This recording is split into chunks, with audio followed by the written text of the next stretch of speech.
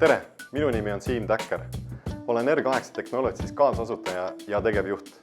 Meie pakume ärikinnisvarale nende esimest digitaalset töötajat, mis tehisintellekti abil vähendab ja nihutab hoonete energiatarbimist kõige soodsamatele tundidele ja tõstab hoonete haldamise efektiivsust. Ehk siis lihtsalt öelduna me optimeerime hoonete kütte, ventilatsiooni ja jahutussüsteemide tööd.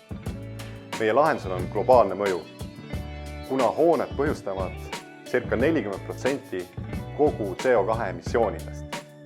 Meie lahenduse rakendamisel keskmiselt vähendame 15–20% kogu energiakulusid.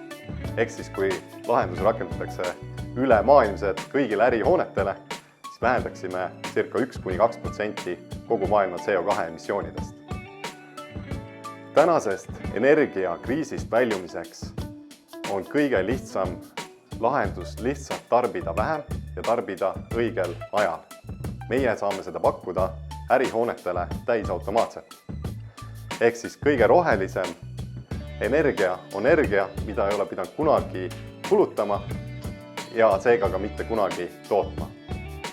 Kui sina oled hakkama saanud mõne laheda ja innovatiivse lahendusega, mis muudab linnakeskkonda nutikamaks ja paremaks, siis tule kandideeri tulevikulahendus 2022 auhinnale. Meie kandideerisime seetõttu, et saada tunnustust ja usaldusväärsust tehtud tööle.